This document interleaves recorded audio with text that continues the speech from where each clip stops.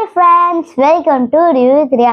இன்னைக்கு நம்ம ரிவ்யூ பண்ண போகிற மூவி சுகுமார் சார் டைரக்ஷனில் அல்லு அர்ஜுன் சார் நடித்த புஷ்பா 2. இந்த படத்தை பார்த்து நம்ம பார்க்க போகிறோம்.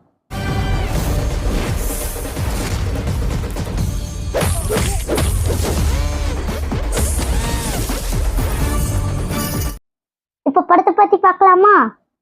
இந்த படத்தோட ஃபர்ஸ்ட் பார்ட் மாபெரும் வெற்றி படம்னு உங்களுக்கு தெரியும். இப்போ செகண்ட் பார்ட் எப்படி இருக்க போகுது நம்ம இப்போ பார்க்க போகிறோம். புஷ்பா ஃபர்ஸ்ட் பார்ட்ல ஒரு மரத்தை வெட்டுறவர் எப்படி கடத்தல்காரராக மாறாருன்றது தான் கதையாக இருந்துச்சு. இப்போ புஷ்பா 2ல கடத்தல்காரர் எப்படி டானா மாறுறாரு, அதுக்கப்புறம் அவருக்கு என்னென்ன பவர்லாம் வந்துச்சு, அதை வச்சு அவங்க என்னென்னலாம் பண்ணாங்க, அந்த பவர் வச்சு எதிரிகளில் அவங்க எப்படி சமாளிக்கிறாங்க, இதுதான் கதை.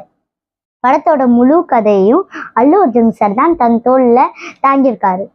அவருக்கு நிகராக ஃபகத் ஃபாசில் சாரும் நடிப்பில் மிரட்டியிருக்காரு.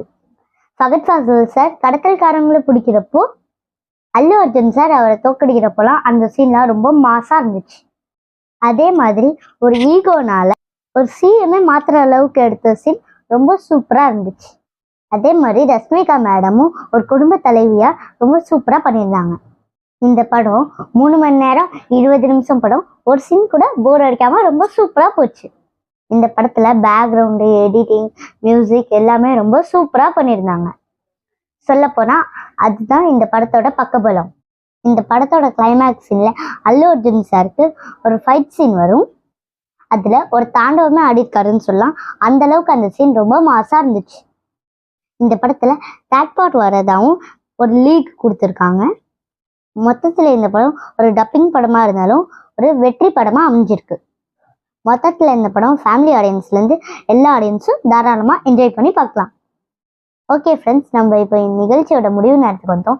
இந்த நிகழ்ச்சி உங்களுக்கு பிடிச்சிருந்தா லைக் பண்ணுங்கள், ஷேர் பண்ணுங்கள், கமெண்ட் பண்ணுங்கள், சப்ஸ்கிரைப் பண்ணுங்கள். மீண்டும் நான் உங்களை அடுத்த நிகழ்ச்சின்னு சந்திக்கிறேன். நான் உங்கள் நஸ்ரியா. பாய் பாய்.